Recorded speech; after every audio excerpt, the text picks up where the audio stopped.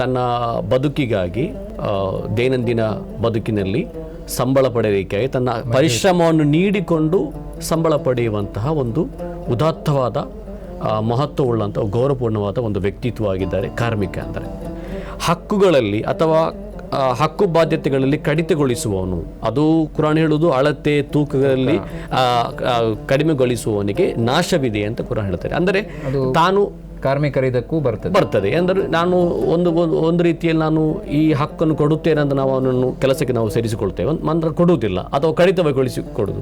ಅವನ ಪರಿಶ್ರಮ ಸಂಪೂರ್ಣವಾಗಿ ಪಡೆದುಕೊಂಡು ಸಂಬಳವನ್ನು ಕಡಿಮೆ ಕೊಡುವುದು. ಕಾರ್ಮಿಕರು ಕೂಡ ಇಂದಿನ ಕಾಲದಲ್ಲಿ ಕೆಲವೊಮ್ಮೆ ಅಡ್ವಾನ್ಸ್ ಪಡೆದು ಕೆಲಸ ಸರಿ ಮಾಡದೇ ಇರುವುದು, ಕೆಲಸ ವಿಳಂಬ ಮಾಡುವುದು, ಅಥವಾ ಸಮಯಕ್ಕೆ ಸರಿಯಾಗಿ ಕೆಲಸಕ್ಕೆ ಬಾರದಿರುವುದು ಇತ್ಯಾದಿ ವಿಚಾರಗಳು ಕೂಡ ಕಾರ್ಮಿಕರ ಕಡೆಯಿಂದಲೂ ನಡೆಯುತ್ತದೆ. ವೀಕ್ಷಕರೇ, ವಿಚಾರ ಜ್ಯೋತಿ ಮಾತುಕತೆ ಕಾರ್ಯಕ್ರಮಕ್ಕೆ ಸ್ವಾಗತ. ಕಾರ್ಮಿಕರ ಹಕ್ಕುಗಳ ವಿಷಯದಲ್ಲಿ ಇಸ್ಲಾಂ ನೀಡಿರುವ ಮಾರ್ಗದರ್ಶನ ಅತ್ಯಂತ ಮಹತ್ವದ್ದಾಗಿದೆ. ಕಾರ್ಮಿಕರು ಸಮಾಜದ ಆಧಾರ ಸ್ತಂಭವಾಗಿದ್ದಾರೆ. ಅವರ ಪರಿಶ್ರಮದಿಂದ ದೇಶದ ಆರ್ಥಿಕತೆ ಬೆಳೆಯುತ್ತದೆ ಮತ್ತು ಸಮಾಜದ ಅಭಿವೃದ್ಧಿ ಸಾಧ್ಯವಾಗುತ್ತದೆ. ಕೃಷಿ, ಕೈಗಾರಿಕೆ, ನಿರ್ಮಾಣ ಸೇರಿದಂತೆ ಎಲ್ಲ ಕ್ಷೇತ್ರಗಳಲ್ಲಿ ಕಾರ್ಮಿಕರ ಪಾತ್ರ ಅತ್ಯಂತ ಮಹತ್ವದ್ದಾಗಿದೆ. ಮಾನವ ಸಮಾಜದ ಅಭಿವೃದ್ಧಿಗೆ ಕಾರ್ಮಿಕರ ಶ್ರಮವೇ ಆಧಾರವಾಗಿದೆ. ಆದ್ದರಿಂದ ಅವರ ಹಕ್ಕುಗಳು, ಗೌರವ ಮತ್ತು ಕಲ್ಯಾಣವನ್ನು ಕಾಪಾಡುವುದು ಪ್ರತಿಯೊಬ್ಬರ ಕರ್ತವ್ಯವಾಗಿದೆ. ಇಂದು ಈ ಮಹತ್ವದ ವಿಷಯದ ಕುರಿತು ನಮ್ಮ ಜೊತೆ ಮಾತುಕತೆ ನಡೆಸಲು ಬಂದಿದ್ದಾರೆ ಖ್ಯಾತ ವಿದ್ವಾಂಸರಾದಂತಹ ಉಸ್ತಾದ್ ಅಬ್ದುಲ್ ಲತೀಫ್ ಆಲಿಯಾರ್ ಅವರು. ನಿಮಗೆ ವಿಚಾರ ಜ್ಯೋತಿ ಮಾತುಕತೆ ಕಾರ್ಯಕ್ರಮಕ್ಕೆ ಸ್ವಾಗತ. ಸರ್, ಮುಖ್ಯವಾಗಿ ನಾನು ಪ್ರಶ್ನೆಗಳು ಬರ್ತಾ ಇದ್ದೇನೆ. ಕಾರ್ಮಿಕರು ಅಂದರೆ ಯಾರು? ಇಸ್ಲಾಮಿನ ಮಾನದಂಡದಲ್ಲಿ ಕಾರ್ಮಿಕರು ಅಂದರೆ ಯಾರು? ಅಊದು ಬಿಲ್ಲಾಹಿ ಮಿನಶ್ ಶೈತಾನಿರ್ ರಜೀಮ್. ಬಿಸ್ಮಿಲ್ಲಾಹಿರ್ ರಹ್ಮಾನಿರ್ ರಹೀಮ್. ಪರಮ ದಯಾಳು ಕರುಣಾನಿಧಿವಾದ ನಿಮ್ಮ ಸೃಷ್ಟಿಕರ್ತನ ನಾಮದಿಂದ. ಕಾರ್ಮಿಕ ಎಂದರೆ ಅರಬಿ ಭಾಷೆಯಲ್ಲಿ ಎರಡು ಪದ ಬಳಕೆ ಮಾಡಲಾಗಿದೆ. ಒಂದು ಕುರ್ಆನ್ನಲ್ಲಿ ಬಂದಂತಹ ಆಮಿಲ್ ಉಮ್ಮಾಲ್ ಅಂತ ಅರ್ಥ ಬರುವಂಥ ಪದ. ಇನ್ನೊಂದು ಪದ ಹದೀಸಲ್ಲಿ ಬಂದಂಥ ಒಂದು ಪದ ಅಜೀರ್, ಅಜೀರ್. ಎರಡು ಪದದ ಅರ್ಥ ಕೆಲಸ ಮಾಡುವವನು ಅಥವಾ ಸಂಬಳ ಪಡೆಯುವವನು, ತನ್ನ ಪರಿಶ್ರಮವನ್ನು ನೀಡಿ ಸಂಬಳ ಅದಕ್ಕೆ ತಕ್ಕುದಾದ ಪ್ರತಿಫಲ ಪಡೆಯುವಂತಹ ವ್ಯಕ್ತಿ. ಕಾರ್ಮಿಕ ಅಂದರೆ ಅದು ಕೇವಲ ಕೂಲಿ ಕಾರ್ಮಿಕ ಮಾತ್ರ ಅಲ್ಲ, ಅದು ನಾನು ಹೇಳಿದಂತೆ ತನ್ನ ಪರಿಶ್ರಮವನ್ನು ನೀಡುವುದಂದರೆ ಎಲ್ಲ, ಅದು ಶಾಲೆಗಳಲ್ಲಾಗಿರಬಹುದು, ಮದ್ರಸಗಳಲ್ಲಾಗಿರ್ಬೋದು, ಕಾಲೇಜುಗಳಲ್ಲಾಗಿರ್ಬೋದು, ಇನ್ನಿತರ ಕೂಲಿ ಕಾರ್ಮಿಕರಾಗಿರ್ಬೋದು, ಯಾವ ರೀತಿ ತನ್ನ ಉಪಜೀವನ ಮಾರ್ಗಕ್ಕಾಗಿ, ತನ್ನ ಬದುಕಿಗಾಗಿ ಶ್ರಮಿಸಿ ಅಥವಾ ಅದಕ್ಕೆ ದೈನಂದಿನ ಬದುಕಿನಲ್ಲಿ ಸಂಬಳ ಪಡೆಯಲಿಕ್ಕಾಗಿ ತನ್ನ ಪರಿಶ್ರಮವನ್ನು ನೀಡಿಕೊಂಡು ಸಂಬಳ ಪಡೆಯುವಂತಹ ಒಂದು ಉದಾತ್ತವಾದ ಮಹತ್ವವುಳ್ಳಂಥ ಗೌರವಪೂರ್ಣವಾದ ಒಂದು ವ್ಯಕ್ತಿತ್ವವಾಗಿದ್ದಾರೆ ಕಾರ್ಮಿಕ ಅಂದರೆ. ಇಸ್ಲಾಂ ಯಾವ ರೀತಿ ಅವರನ್ನು ಕಾಣ್ತದೆ? ಇಸ್ಲಾಂ ಅವರಿಗೆ ನೀಡಿದಂತಹ ಸ್ಥಾನಮಾನ ನಮಗೆ ಗೊತ್ತು. ಸೂರತುಲ್ ತೌಬದಲ್ಲಿ ಈ ಜಕಾತ್ನ ಯಾರಿಗೆ ನಾವು ಜಕಾತ್ ಕೊಡಬೇಕು ಅಂತ ಕೆಲವೊಂದು ವಿಭಾಗಗಳನ್ನು ಇಸ್ಲಾಂ ಕುರಾನ್ ಹೇಳ್ತಾರೆ. ಅದರಲ್ಲಿ ಒಂದು ವಿಭಾಗ ವಲ್ ಆಮಿಲೂನ ಅಲೈಹ, ಅಂದರೆ ಕೆಲಸ ಮಾಡುವವರು. ಅಂದರೆ ಅಲ್ಲಿ ಕೂಡ ಕಾರ್ಮಿಕರಿಗೆ ಒಂದು ಉನ್ನತವಾದ ಸ್ಥಾನಮಾನವನ್ನು ನೀಡಿ ಅವರಿಗೆ ಕೂಡ ಈ ಕಡ್ಡಾಯವಾದಂತಹ ಜಕಾತನ್ನು ಒಂದು ಭಾಗವನ್ನು ಅವರಿಗೂ ಕೂಡ ಕೊಡಬೇಕು ಅಂತ ಕುರಾನ್ ಆದೇಶ. ಅಷ್ಟೊಂದು ಮಹತ್ವವುಳ್ಳ ಒಂದು ವರ್ಗವಾಗಿದ್ದಾರೆ ಈ ಕಾರ್ಮಿಕರು ಎಂದರೆ. ಈ ಕಾರ್ಮಿಕರ ಹಕ್ಕುಗಳ ಬಗ್ಗೆ ಕುರಾನ್ ಮತ್ತು ಹದೀಸ್ನಲ್ಲಿ ಯಾವ ರೀತಿಯೆಲ್ಲ ಪ್ರಸ್ತಾಪಿಸಿದೆ, ಯಾವ ರೀತಿಯ ವಿಷಯಗಳನ್ನು ಅವರ ಬಗ್ಗೆ ಹೇಳಿದೆ ಎಂಬುದು ಕುರಿತು ಒಂದಿಷ್ಟು. ಕುರಾನ್ ಮತ್ತು ಹದೀಸ್ಗಳು ಧಾರಾಳ ವಿಷಯಗಳು ಈ ಸಂಬಂಧವಾಗಿ ನಮಗೆ ಕಾಣಬಹುದು. ಕುರಾನ್ನಲ್ಲೇ ಹಲವಾರು ಆಯತುಗಳು, ಅಲ್ಲಾಹನ ಪವಿತ್ರ ಕುರಾನ್ನಲ್ಲಿ ಹಲವಾರು ಸೂಕ್ತಗಳು ಇದರ ಬಗ್ಗೆ ಪ್ರಸ್ತಾಪಿಸಲಾಗಿ ನಮ್ಮ ಕುರಾನ್ನಲ್ಲಿ ಕಾಣಲಾಗ್ತದೆ. ಒಂದನೆಯದು ಕುರಾನ್ ಹೇಳುವಂಥ ಒಂದು ಮಾತು, ಔಫು ಬಿಲ್ ಉಕೂತ್. ನೀವು ಒಪ್ಪಂದಗಳನ್ನು, ನಾವು ಸಾಧಾರಣವಾಗಿ ಒಂದು ಕೆಲಸಕ್ಕೆ ಸೇರುವಾಗ ಕೆಲವೊಂದು ಒಪ್ಪಂದಗಳನ್ನು ಮಾಡಿಕೊಳ್ತೇವೆ. ನಾವು ಕೆಲವೊಂದು ಕಂಡೀಷನ್ಸ್ಗಳು, ರೂಲ್ಸ್ ಆ್ಯಂಡ್ ರೆಗ್ಯುಲೇಷನ್ಸ್ ಇರ್ತವೆ. ಅದರ ಪ್ರಕಾರ ಅವರ ಆದ್ಯತೆಗಳೇನು ಮತ್ತು ಅಲ್ಲಿಯ ಆ ಕಂಪನಿಯ ಮತ್ತು ಆ ಒಂದು ಶಾಲೆಯ, ಮದ್ರಸಾದ ಒಂದು ಕಾರ್ಖಾನೆಯ, ಕಂಪನಿಯ ರೂಲ್ಸ್ಗಳೇನು ಅದಿರ್ತಾರೆ. ಅದರ ಪ್ರಕಾರವಾಗಿ ನಾವು ನಡೆದುಕೊಳ್ಳಬೇಕಾಗ್ತದೆ.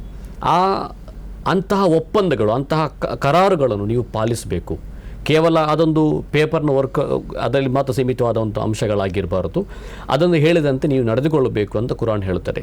ಮತ್ತೊಂದು ಕುರಾನ್ ಹೇಳುವಂಥ ಮತ್ತೊಂದು ಮಾತೇನೆಂದರೆ, ಇದರಲ್ಲಿ ಈ ಒಪ್ಪಂದದಲ್ಲಿ ಮತ್ತು ನೀವು ನೀಡಿದಂತಹ ಈ ಪ್ರಾಮಿಸ್ಗಳೇನಿದೆಯೋ, ಆ ವಾಗ್ದಾನಗಳಿದೆಯೋ, ಆ ವಾಗ್ದಾನಗಳನ್ನು ನೀವು ಪಾಲಿಸುವುದಿಲ್ಲವೆಂದಾದರೆ ಕುರಾನ್ ಹೇಳುವುದು ವೈಲುಲಿಲ್ ಮುತಫಿಫೀನ್, ಹಕ್ಕುಗಳಲ್ಲಿ ಅಥವಾ ಹಕ್ಕು ಬಾಧ್ಯತೆಗಳಲ್ಲಿ ಕಡಿತಗೊಳಿಸುವವನು. ಅದು ಕುರಾನ್ ಹೇಳುವುದು ಅಳತೆ ತೂಕಗಳಲ್ಲಿ ಕಡಿಮೆಗೊಳಿಸುವವನಿಗೆ ನಾಶವಿದೆ ಅಂತ ಕುರಾನ್ ಹೇಳ್ತಾರೆ. ಅಂದರೆ ತಾನು ಕಾರ್ಮಿಕರಿದಕ್ಕೂ ಬರ್ತದೆ. ಅಂದರೆ ನಾನು ಒಂದು ರೀತಿಯಲ್ಲಿ ನಾನು ಈ ಹಕ್ಕನ್ನು ಕೊಡುತ್ತೇನೆ ಅಂತ ನಾವು ಅವನನ್ನು ಕೆಲಸಕ್ಕೆ ನಾವು ಸೇರಿಸಿಕೊಳ್ತೇವೆ, ಮಾತ್ರ ಕೊಡುವುದಿಲ್ಲ ಅಥವಾ ಕಡಿತಗೊಳಿಸಿ ಕೊಡುವುದು. ಅವನ ಪರಿಶ್ರಮ ಸಂಪೂರ್ಣವಾಗಿ ಪಡೆದುಕೊಂಡು ಸಂಬಳವನ್ನು ಕಡಿಮೆ ಕೊಡುವುದು. ಇದು ಕೂಡ ಒಂದು ರೀತಿಯ ಮುತಫಿಫೀನ್ ಎಂಬ ದೃಷ್ಟಿಯಲ್ಲಿ ನೋಡುವುದು. ಒಂದು ದಿನದ ನಿಗದಿತ ಸಮಯಕ್ಕಿಂತ ಹೆಚ್ಚು ದುಡಿಸಿ ಅದು ಕೂಡ ಬರ್ತಾರೆ. ಅದು ಏನು ಕಾನೂನಿದೆಯೋ ಎಂದು ಆ ಕಂಪನಿಯ ಕರಾರಿದೆಯೋ ಅದಕ್ಕೆ ವಿರುದ್ಧವಾಗಿ ನಂತರ ನಡೆಸಿಕೊಳ್ಳುವಂಥ ಎಲ್ಲ ವಿಧಾನಗಳು ಇಂತಹ ಒಂದು ಅಕ್ರಮ ಕಾರ್ಯವಾಗಿ ಇಸ್ಲಾಂ ಕಾಣ್ತದೆ. ಪ್ರವಾದಿಯ ಕಾಲದಲ್ಲಿ ಪ್ರವಾದಿ ಸ್ವತಃ ಕಾರ್ಮಿಕರ ಬಗ್ಗೆ ನಡೆದುಕೊಂಡಂತಹ ರೀತಿ, ಪ್ರವಾದಿ ಯಾವ ರೀತಿಯ ಮಾರ್ಗದರ್ಶನವನ್ನು ಕಾರ್ಮಿಕರಿಗೆ ಮತ್ತು ಉದ್ಯೋಗದಾತರಿಗೆ, ಉದ್ಯೋಗ ಕೊಡುವ ಜನರಿಗೆ ಯಾವ ರೀತಿಯ ಮಾರ್ಗದರ್ಶನ ನೀಡಿದರು ಎಂಬುದರ ಬಗ್ಗೆ ಒಂದು ಕೆಲವೊಂದು. ಪ್ರವಾದಿ ಸಲ್ಲಲ್ಲಾಹು ಅಲೈಹಿ ವಸಲ್ಲಮರು ಕೂಡ ಅವರು ಚಿಕ್ಕಂದಿನಿಂದಲೇ ಅವರೊಬ್ಬ ಒಂದು ಕಾರ್ಮಿಕರಾಗಿದ್ದರು. ಅವರು ಆಡು ಮೇಯಿಸ್ತಾ ಇದ್ದರು, ತನ್ನ ಚಿಕ್ಕಪ್ಪನೊಂದಿಗೆ ಕೆಲಸಕ್ಕೆ ಹೋಗ್ತಾ ಇದ್ದರು. ಈ ರೀತಿ ಅವರು ಕೂಡ ಒಂದು ಕಾರ್ಮಿಕನ ಆ ಒಂದು ಏನು ಕಷ್ಟವನ್ನು ಅನುಭವಿಸಿದವರು ಅವರು. ಇಸ್ಲಾಂ ನಾವು ಕಾರ್ಮಿಕ ದಿನ ಅಂತ ಆಚರಿಸ್ತೇವೆ. ಅದು ಸಾಮಾನ್ಯವಾಗಿ ನಾವು ಅಧ್ಯಯನ ಮಾಡುವಾಗ ತಿಳಿದು ಬರುವುದು 1886 ಮತ್ತು 89ರಲ್ಲಿ ಜಾಗತಿಕ ಮಟ್ಟದಲ್ಲಿ ಆ ಒಂದು ದಿನವನ್ನು ಆಚರಣೆ ಮಾಡಲಾಗುತ್ತೆ. ನಂತರ ಭಾರತದಲ್ಲಿ 1923ರಲ್ಲಿ ಅದು ಜಾರಿಗೆ ಬಂತು. ಆದರೆ ಇಸ್ಲಾಂ ಅದರ ಪ್ರಥಮ ದಿನದ ಆ ಒಂದು ಹೊತ್ತಿನಲ್ಲಿ, ಆ ಒಂದು ಸಮಯದಲ್ಲಿ ಕಾರ್ಮಿಕರ ಬಗ್ಗೆ ಇಸ್ಲಾಂ ಅತ್ಯಂತ ಉತ್ತಮವಾದ ಮಾಹಿತಿಗಳನ್ನು ಮತ್ತು ತಾಕೀತುಗಳನ್ನು ಇಸ್ಲಾಂ ನೀಡಿದೆ. ಪ್ರವಾದಿ ಸಲ್ಲಲ್ಲಾಹು ಅಲೈಹಿ ವಸಲ್ಲಮರ ಅವರು ಕಾರ್ಮಿಕರೊಂದಿಗೂ ಯಾವ ರೀತಿ ವರ್ತಿಸುತ್ತಿದ್ದರು ಅಂತ ಕುರಾನ್ ಹದೀಸ್ಗಳನ್ನು ಕಾಣಬಹುದು. ಅವರ ಮನೆಯಲ್ಲಿ ಅವರೊಂದಿಗೆ ಕೆಲಸ ಮಾಡುತ್ತಿದ್ದ ಒಬ್ಬ ಸೇವಕರಿದ್ದರು, ಅನಸ್ ಬಿನ್ ಮಾಲಿಕ್ ಅಂತ. ಅನಸ್ ಬಿನ್ ಮಾಲಿಕ್ ಅವರು ರದಿಯಲ್ಲಾಹು ಅನ್ಹು ಹೇಳ್ತಾರೆ, ನಾನು ಪ್ರವಾದಿಯೊಂದಿಗೆ 10-15 ವರ್ಷಗಳ ಕಾಲ ಅವರನ್ನು ಕೆಲಸಕ್ಕೆ ಇದ್ದೆ ನಾನು. ಆದರೆ ಒಮ್ಮೆ ಕೂಡ ನನ್ನನ್ನು ಹೀಯಾಳಿಸಿದ್ದೋ, ಬೈಯುವುದೋ ಅಥವಾ ಅವಮಾನ ಮಾಡಿದ್ದೋ, ನನ್ನನ್ನು ಕೀಳಾಗಿ ಕಾಣುವಂಥ ಒಂದು ಯಾವ ರೀತಿಯ ಸ್ವಭಾವ ಅವರಲ್ಲಿ ನಾನು ಕಂಡಿರಲಿಲ್ಲ. ಅಷ್ಟೊಂದು ಒಳ್ಳೆಯ ಗೌರವಯುತವಾಗಿ ನಡೆಸಿಕೊಳ್ತಿದ್ದರು ಅಂತ. ಸಹೋದರ ಬಾಂಧವ್ಯ. ಅವನು ಕೂಡ ಒಬ್ಬ ಕಾರ್ಮಿಕ ಕೂಡ ನನ್ನ ಕಂಪನಿಯಲ್ಲಿ ಕೆಲಸ ಮಾಡೋನು ಕೂಡ ಒಬ್ಬ ಮನುಷ್ಯನು ಎಂಬ ರೀತಿಯಲ್ಲಿ ಒಂದು ಆ ಉನ್ನತವಾದ ಸ್ಥಾನವನ್ನು ಕೊಡ್ತಾ ಇದ್ದರು. ಪ್ರವಾದಿ ಸಲ್ಲಲ್ಲಾಹು ಅಲೈಹಿ ವಸಲ್ಲಂ ಹೇಳಿದರು ಕಾರ್ಮಿಕರ ಬಗ್ಗೆ, ಉದ್ಯೋಗದಾತ ಯಾರು ಉದ್ಯೋಗ ಕೊಡುತ್ತಾನೋ ಅವ್ರ ಬಗ್ಗೆ ಹೇಳಿದರು, ಅಅತುಲ್ ಅಜೀರ ಅಜ್ರಹು ಕಬಲ ಐ ಯಜಿಫ ಅರಕುಹು ಔ ಕಮಾ क़ಾಲ ಸಲ್ಲಲ್ಲಾಹು ಅಲೈಹಿ ವಸಲ್ಲಂ. ಇದೊಂದು ಪ್ರಸಿದ್ಧವಾದ ಪ್ರವಾದಿಯ ಮಾತು ಇದು. ನೀವು ಕಾರ್ಮಿಕರಿಗೆ ಅವರ ಬೆವರು ಆರುವ ಮುನ್ನ, ಒಣಗುವ ಮುನ್ನವೇ ಅವರ ಸಂಬಳವನ್ನು ಕೊಟ್ಟು ಬಿಡಿರಿ ಅಂತ. ಅದೊಂದು ಅತ್ಯಂತ ದೊಡ್ಡ ಮಾತು ಅದು. ಆ ರೀತಿಯಲ್ಲಿ ಅವರನ್ನು ಕೆಲಸ ಮಾಡಿಸಿ ನಂತರ ಕಾಯಿಸುವುದು, ಕೊಡುವುದಿಲ್ಲ ಅಂತ ಅವರ ಉಪದ್ರವಿಸುವುದು ಅಥವಾ ಅದರ ಸಂಬಳದಲ್ಲಿ ಕೊಡುವುದಲ್ಲಿ ವಿಳಂಬ ಮಾಡುವುದು, ಬೇಕಂತಲೇ ನ್ಯಾಯವಾದ ಕಾರಣಗಳಿಲ್ಲದೆ ಸಂಬಳವನ್ನು ಹಿಡಿದುಕೊಂಡಿರುವುದು, ಇದೆಲ್ಲವೂ ಅನ್ಯಾಯ ಅಂತ ಕುರಾನ್ ಹೇಳುತ್ತದೆ. ಮತ್ತು ಅಲ್ಲಾಹನ ಪ್ರವಾದಿಯ ಮತ್ತೊಂದು ಮಾತು ನಮಗೆ ಹದೀಸಲ್ಲಿ ಕಾಣಬಹುದು, ಇಖ್ವಾನುಕುಂ ಖವಲುಕುಂ, ನಿಮ್ಮಲ್ಲಿ ಕೆಲಸ ಮಾಡುವವರು ನಿಮ್ಮ ಸಹೋದರರವರು, ಅದು ಯಾವ ಧರ್ಮದೇವನಾಗಿರಲಿ, ನಿಮ್ಮ ಸಹೋದರರವನು. ಅತಇಮೂಹುಂ ಮಿಮ್ಮಾ ತಅಕುಲೂನ್, ಅವರಿಗೆ ನೀವು ತಿನ್ನುವುದು ಅದನ್ನೇ ಅವರಿಗೆ ತಿನ್ನಿಸಿರಿ ಅಂತ. ನೀವು ಯಾವುದನ್ನು ತಿನ್ನುತ್ತೀರೋ ಅವರಿಗೆ ಒಂದು ಯಾವುದೋ ಒಂದು ಕೀಳು ಮಟ್ಟದ ಆಹಾರ, ಇವರಿಗೆ ಬೇರೆ ಒಂದು ವ್ಯವಸ್ಥೆ, ಆ ರೀತಿಯಲ್ಲ, ಅವರೊಂದಿಗೆ ಸಮಾನವಾಗಿ ನಡೆದುಕೊಳ್ಳಿ ಅಂತ ಕುರಾನ್ ಹೇಳುತ್ತದೆ, ಪ್ರವಾದಿ ಹೇಳ್ತಾರೆ. ಮತ್ತೊಂದು ಕಡೆ ಪ್ರವಾದಿಯ ಒಂದು ಆದೇಶ ಇದೆ, ಲಾ ತುಕಲ್ಲಿಫುಹುಂ ಮಾ ಲಾ ಯುತೀಖೂನ್, ಅವರಿಗೆ ಏನು ಸಾಧ್ಯತೆ ಇಲ್ಲವೋ, ಯಾವುದು ಭಾರವಾದ ಕೆಲಸಗಳನ್ನು ಕೊಟ್ಟು ಅವರನ್ನು ಸತಾಯಿಸುವುದು, ಆ ರೀತಿ ಮಾಡಬೇಡಿ. ಅವರಿಗೆ ಏನು ಕೆಲಸ ಮಾಡಲು ಸಾಧ್ಯವೋ ಅಷ್ಟೇ ಕೆಲಸವನ್ನು ಅವರಿಂದ ಮಾಡಿಸಿ ಅಂತ ಪ್ರವಾದಿ ಆದೇಶ ಇದೆ. ಇಷ್ಟೊಂದು ಮಹತ್ವವನ್ನು ಪ್ರವಾದಿ ಸಲ್ಲಲ್ಲಾಹು ಅಲೈಹಿ ವಸಲ್ಲಂ ಕಲಿಸಿದ್ದಾರೆ. ಬಹಳಷ್ಟು ವಿಚಾರಗಳನ್ನು ನೀವು ಪ್ರವಾದಿಯವರು ಕಾರ್ಮಿಕರ ಬಗ್ಗೆ ಹಮ್ಮಿಕೊಂಡಂತಹ, ಅವರಿಗೆ ನೀಡಿದ ಮಾರ್ಗದರ್ಶನದ ಬಗ್ಗೆ ಹೇಳಿದ್ದೀರಿ. ಇನ್ನು ಇತ್ತೀಚಿನ ದಿನಗಳಲ್ಲಿ ನಮಗೆ ಕಾಣಲಿಕ್ಕೆ ಸಿಗ್ತದೆ ಕಾರ್ಪೊರೇಟ್ ಕಂಪನಿಗಳಿರ್ಬೋದು, MNC ಕಂಪನಿಗಳಿರ್ಬೋದು. ಇಂತಹ ಕಂಪನಿಗಳಲ್ಲೂ ಕೂಡ ಕಾರ್ಮಿಕರ ಬಗ್ಗೆ ಒಂದು ಕೆಳಮಟ್ಟದ ಕೀಳುಮಟ್ಟದ ಒಂದು ಆಲೋಚನೆ ಇದೆ. ಆ ಉದ್ಯೋಗದಲ್ಲಿಯೂ ಕೂಡ ಅದು ಶ್ರೇಷ್ಠವಾದ ಉದ್ಯೋಗ, ನಿಕೃಷ್ಟವಾದ ಉದ್ಯೋಗ, ಈ ರೀತಿಯಾದ ಭಿನ್ನತೆ ಇದೆ, ವ್ಯತ್ಯಾಸಗಳಿವೆ. ಈ ಸಂದರ್ಭದಲ್ಲಿ ಕಾರ್ಮಿಕರಿಗೆ ಅನೇಕ ಹೋರಾಟಗಳು ನಡೆದರೂ ಕೂಡ ಕಾರ್ಮಿಕರ ಏನು ನ್ಯಾಯ ಅವರಿಗೆ ಇದುವರೆಗೆ ಸಿಗಲಿಲ್ಲ. ಈ ನಿಟ್ಟಿನಲ್ಲಿ ಪ್ರವಾದಿ ಸಲ್ಲಲ್ಲಾಹು ಅಲೈಹಿ ವಸಲ್ಲಂ ಮತ್ತು ಕುರ್ಆನ್, ಒಟ್ಟಿನಲ್ಲಿ ಇಸ್ಲಾಂ ಈ ಕಾರ್ಮಿಕರ ಹಕ್ಕುಗಳನ್ನು ಉಲ್ಲಂಘಿಸುವವರಿಗೆ ಯಾವ ರೀತಿ ತಾಕೀತು ಮಾಡ್ತದೆ, ಅವರಿಗೆ ನೀಡುವಂತಹ ಆಜ್ಞೆಗಳೇನು, ಈ ವಿಷಯದಲ್ಲಿ ಒಂದಿಷ್ಟು ವಿಚಾರಗಳು. ಪ್ರವಾದಿ ಸಲ್ಲಲ್ಲಾಹು ಅಲೈಹಿ ವಸಲ್ಲಂ ಅವರು ನಾನು ಹೇಳಿದಂತೆ, ನಾವು ಈಗ ಹೇಳಿದಂತೆ ಕಾರ್ಮಿಕರಿಗೆ ಉನ್ನತವಾದ ಸ್ಥಾನಮಾನವನ್ನು ಕೊಟ್ಟಿದ್ದಾರೆ. ಒಬ್ಬ ಸಹಾಬಿಯವರ ಬಳಿ ಬಂದಾಗ ಅವರ ಕೈಯಲ್ಲಿ ಒಂದು ಒರಡುತನ ಇತ್ತು. ಆಗ ಅವರೊಂದಿಗೆ ಹೇಳಿದಾಗ ಅವರು ಇಂಥದ್ದು ಕೆಲಸ ಮಾಡುವ ಕಾರಣಕ್ಕಾಗಿ ಅವರ ಕೈ ಒರಟಾಗಿ ಬಿಟ್ಟಿತು ಅಂತ ಹೇಳಿದ ಅಲ್ಲಾಹನ ಪ್ರವಾದಿ ಅದಕ್ಕೆ ಮುತ್ತಿಟ್ಟರು.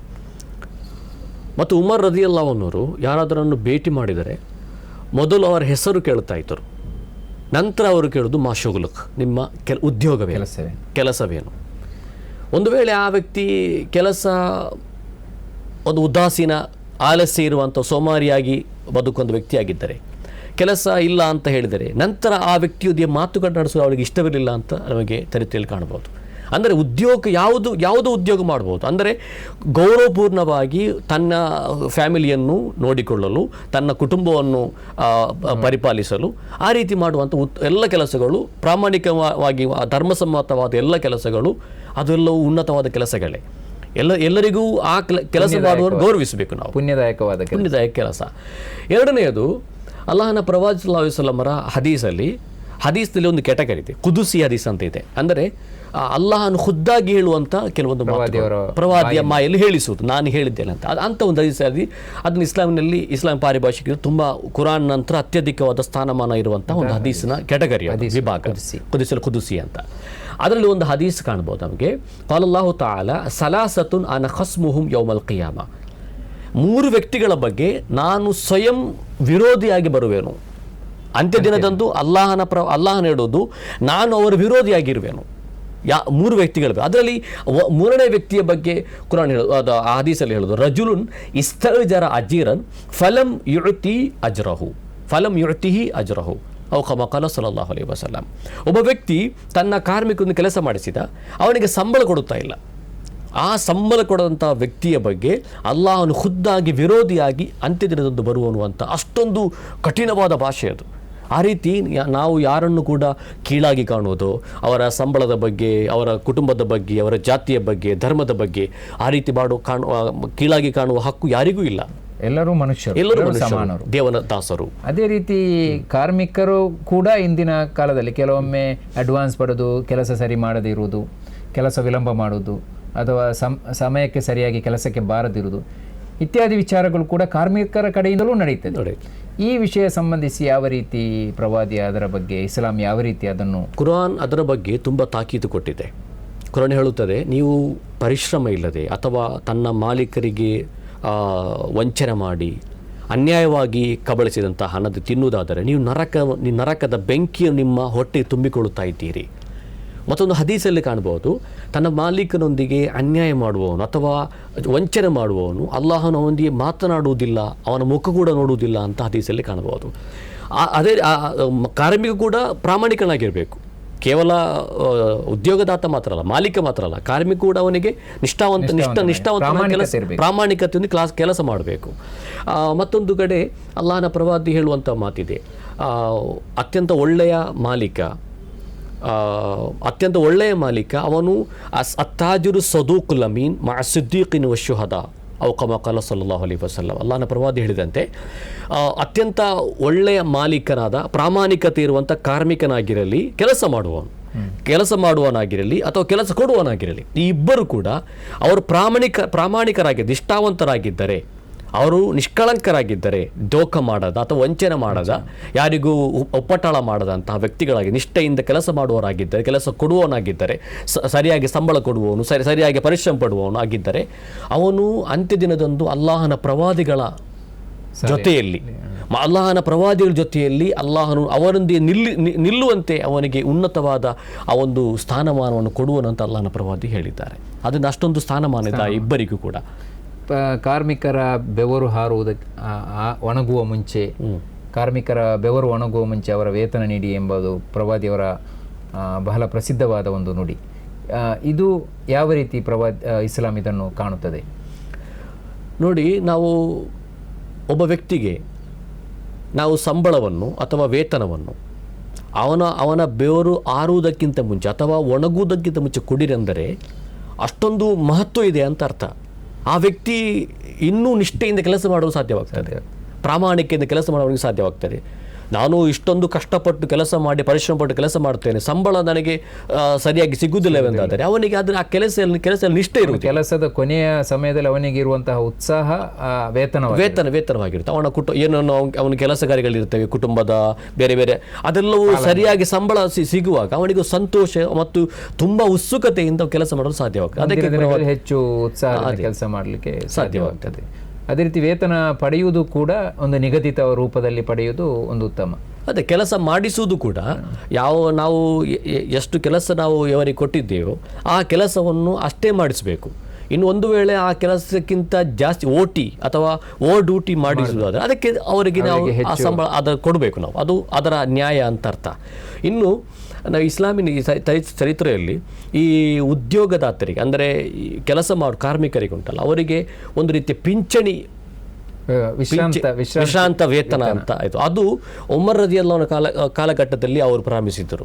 ಅಂದರೆ ಇನ್ನು ನಾವು ಕೆಲವು ಕಡೆ ಕಾಣ್ತೇವೆ, ಅವರು ಎಷ್ಟೋ 40 ವರ್ಷ 30 ವರ್ಷ 50 ವರ್ಷ ಒಂದು ಕಂಪನಿ ಕೆಲಸ ಮಾಡಿ ಅವನು ವಯಸ್ಸಾಗುವಾಗ ಅವನು ಮನೆಯಲ್ಲಿ ಯಾವ ಸಂಬಳವನ್ನು ಹಣವನ್ನು ಸಿಗದೆ ಆ ರೀತಿ ಉಸ್ತಾದರುಗಳಿದ್ದಾರೆ, ಶಿಕ್ಷಕರಿದ್ದಾರೆ, ಅದು ದಿನಗೂಲಿ ಮಾಡುವವರು. ಮತ್ತು ನೋಡಿ, ಈ ಗೌರ್ಮೆಂಟ್ ಆಫೀಸರ್ಸ್ ಸಿಗ್ತದೆ ಪಿಂಚಣಿ ಅಂತ, ಪೆನ್ಷನ್ ಅಂತ ಬರ್ತದೆ. ಆದರೆ ಪ್ರೈವೇಟ್ ಅಲ್ಲಿ ಕೆಲಸ ಮಾಡುವ ಸಿಗುವುದಿಲ್ಲ. ಇದು ಒಳ್ಳೆಯ ವ್ಯವಸ್ಥೆ. ಒಂದು ಕಂಪನಿಯಲ್ಲಿ ಒಂದು ಸಂಸ್ಥೆಯಲ್ಲಿ ಇಂತಿಷ್ಟು ವರ್ಷ ಕೆಲಸ ಮಾಡಿದರೆ ಆ ಸಂಸ್ಥೆಯವರು ಅವರಿಗೆ ವಿಶ್ರಾಂತಿ ವೇತನವಾಗಿ ಕೊಡುವುದು ಅದು ಉತ್ತಮವಾದ ಒಂದು ಕೆಲಸ. ಪ್ರಥಮವಾಗಿ ಖಲೀಫಾ ಉಮರ್ ರದಿಯಲ್ಲಾಹು ಅದನ್ನು ಜಾರಿಗೆ ತಂದಿದ್ದರು, ಪಿಂಚಣಿ ವ್ಯವಸ್ಥೆಯನ್ನು. ತಾವು ಮಾತಿನಲ್ಲಿ ಹೇಳಿದ್ದೀರಿ, ಉಮರ್ ರದಿಯಲ್ಲಾಹು ಅವರು ನಿರುದ್ಯೋಗಿ ಅಥವಾ ಕೆಲಸ ಮಾಡದವರ ಮುಖ ಎತ್ತಿ ನೋಡ್ತಾ ಇರಲಿಲ್ಲ. ಅದೇ ರೀತಿ ಅವರದೊಂದು ಇನ್ನೊಂದು ಘಟನೆ ನನಗೆ ನೆನಪಾಗ್ತದೆ.